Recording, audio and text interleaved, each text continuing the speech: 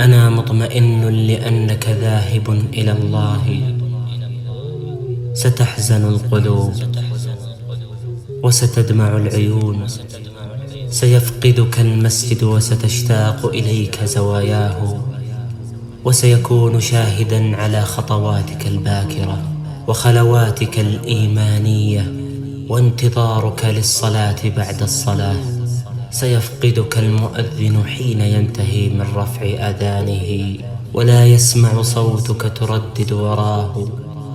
كنت نهرا للعطاء الذي لا ينضب، فأينما قلبنا أبصارنا في نواحيه نجدك، وكلما أسندنا ظهورنا على مراكيه نذكرك. فعندما يكون المسجد شاهدك فلن تنسى ولن تشقى ولن يخزيك الله أبدا.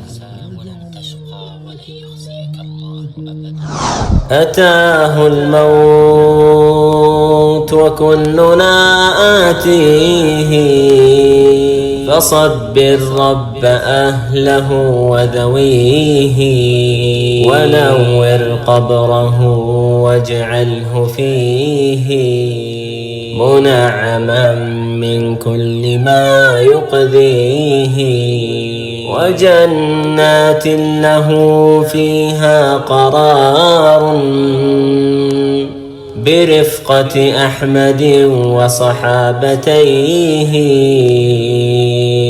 برفقة أحمد وصحابتيه.